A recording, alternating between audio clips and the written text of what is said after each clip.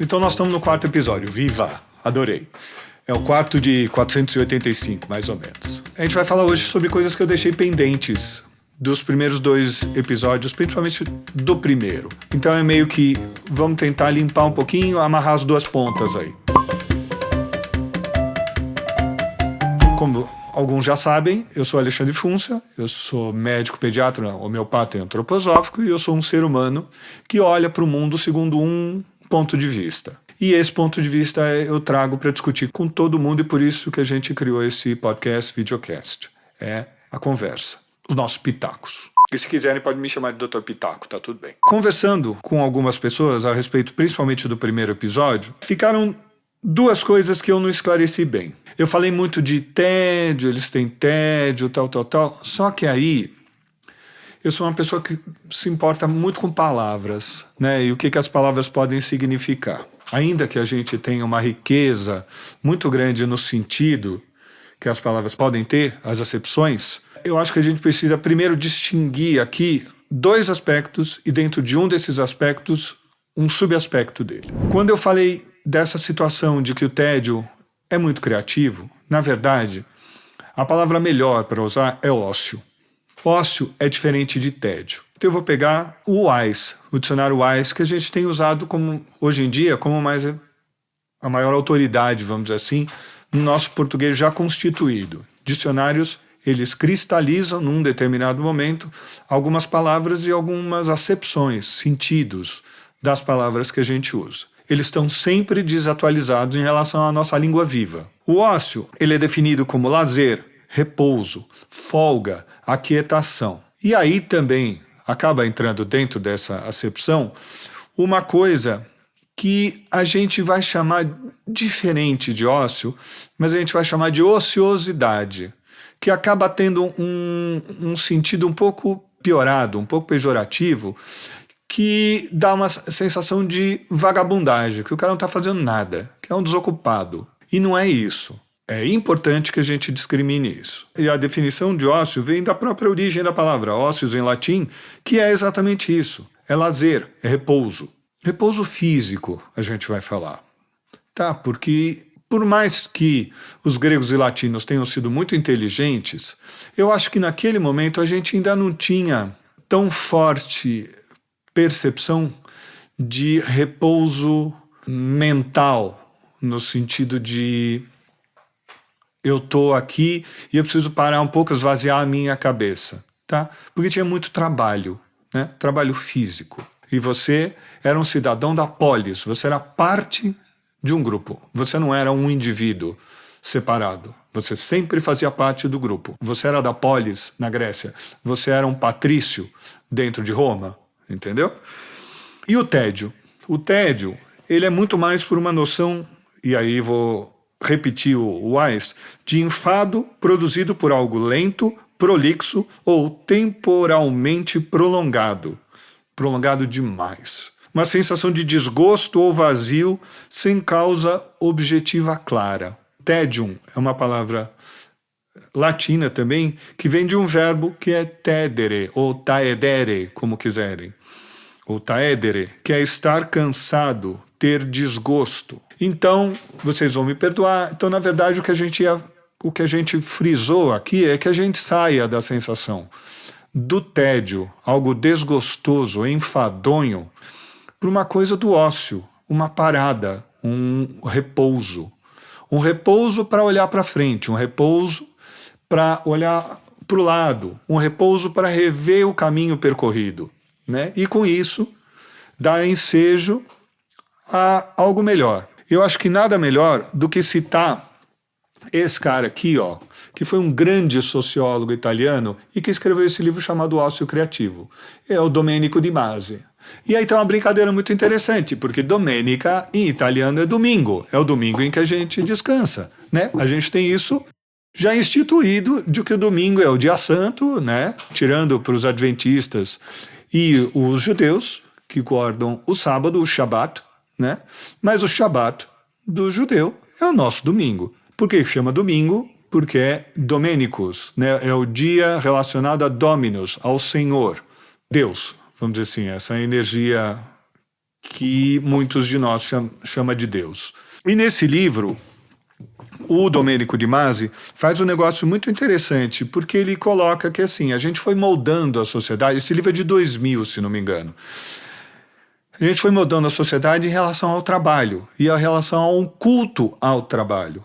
O trabalho como meio de pagar as contas, o trabalho como meio de enriquecer, um trabalho como a função primordial da criatura humana. E ele argumenta que assim, ele tem uma opinião divergente disso, ele fica insatisfeito com esse modelo social do trabalho, sabe? Ele fala que isso aqui, essa idolatria do trabalho. Aí, usando aqui a contracapa, ele propõe um novo modelo baseado na simultaneidade entre trabalho, estudo e lazer. E é baseado nesse livro que eu comecei a pensar exatamente nessa coisa do tédio, muitos anos atrás. E aí, nessa geração do tédio, me fez lembrar desse livro, que é um livro muito legal e eu recomendo sinceramente. A outra coisa que me foi abordada é assim: ah, tá bom, você falou de tédio, você falou, então vamos dar mais televisão e mais rádio para as crianças. Você não resolveu nada. Você não disse como é que a gente resolve. Aí eu vou fazer primeiro um apartezinho, para variar, né? Eu sempre faço apartes. Eu não tô aqui para resolver nada. Eu tô aqui para dar pitaco. Obviamente um pitaco esclarecido. Eu não vou conseguir resolver porque eu não estou na casa de vocês, na vida de vocês. Resolver não vai ser uma possibilidade. Uma possibilidade é sugerir. Uma possibilidade é levantar possibilidades. E aí, eu acho que a gente pode, nessa situação, a gente pode, como adulto, mostrar para os nossos filhos, sejam eles pequenininhos, médios ou adolescentes, que do silêncio, um silêncio da mente, um silêncio do corpo, a gente pode partir para uma outra coisa. Então, de um determinado silêncio, quando, por exemplo, a gente acabou de correr no parque com os filhos e a gente deita na grama, a gente pode falar assim, olha para esse céu, olha essas nuvens, que legal. Me conta o que vocês estão vendo, essas nuvens parecem com o quê? Essa é uma possibilidade. Uma outra possibilidade, a gente acabou de jantar, aí, em vez de a gente ligar a televisão, a gente fala assim, o que a gente vai fazer agora para se divertir? E aí pode surgir a possibilidade de jogo de tabuleiro. E eu vou dizer para vocês que jogo de tabuleiro é uma coisa muito legal. Quem não joga, por favor, conviva e jogue. E ao longo do tempo, a gente pode até fazer um podcast sugerindo algumas possibilidades. É óbvio, aí definitivamente isso passa pelo meu gosto pessoal, pelo gosto pessoal das pessoas com quem eu convivo, das experiências das pessoas ao meu redor que falaram comigo a respeito disso. A gente tem essa coisa de, entre aspas, aquietar um pouco, como diria o Walter Carlos lá na década de 70, a mente quieta, a espinha ereta e o coração tranquilo, como motores, literalmente motores, vão nos mover para coisas muito legais, para de repente fazer aviãozinho de papel, para de repente resgatar práticas do passado como brincar com peão, né? Peão mesmo, não... nossa, como chama o Blade? Beyblade, entendeu? Que é todo coloridão, todo modernoso, e aí tem várias cores e vários modelos, de forma que vira uma verdadeira coleção de peões. Pode ser um peão simples, pode ser jogar bolinha de gude, futebol de botão, bibloquê, que é um negócio bem difícil de fazer, entendeu?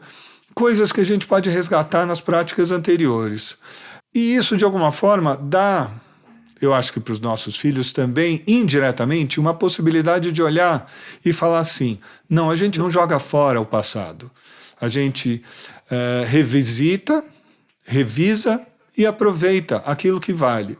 E aí eu vou de novo parafrasear o nosso gênio da Academia Brasileira de Letras, o Gilberto Gil, que na música Louvação diz que a gente deve louvar o que bem merece e deixar o resto de lado. Então a gente pode deixar o resto que não serve do passado de lado, mas louvar isso que bem merece, tá? Então eu acho que essa é uma boa possibilidade. E aí a brincadeira de mais TV, mais rádio, é a brincadeira exatamente de ouvir o rádio no carro e falar assim, poxa, olha que música legal que a gente acabou de descobrir. Olha que música legal que a gente tá ouvindo agora. Permear a nossa casa de música, porque A música é uma linguagem universal e a música, ela transpassa a gente, né? Muitas vezes nos levando a momentos de emoção, de êxtase, de força, né? Às vezes você está precisando de um pique forte, você está com um rock pesadão ali e, cara, vem aquela força, vem aquela agressividade do bem, aquela agressividade que te faz mover-se. Então eu acho que isso são possibilidades. E quem mais tiver ideias para sugerir para cá, por favor, manda para mim que eu ponho na roda aqui. Tá bom? Eu acho que para esse episódio já tá bom demais, que eu já falei de novo demais, gente. Me perdoem. Eu preciso de vocês para me dizerem, vocês gostam de conteúdo maior, um conteúdo menor? Porque é isso que vai nortear o prazer que eu tô tendo, gigantesco, de poder falar com vocês e o prazer de vocês ouvirem. Porque se fica uma coisa tediosa e não uma coisa de um ócio criativo, a coisa enrosca. Por favor, entrem, vejam o teaser no Instagram, mas aproveitem o teaser do Instagram para entrar no YouTube, entrar no Spotify, entrar nos tocadores que a gente acessa já e ouvir e passar a semana pensando e falar assim, o que esse cara falou que não tem cabimento nenhum? O que esse cara falou que pode ser uma ideia interessante? Pô, nunca tinha pensado nisso. É isso aí, gente. Até de repente.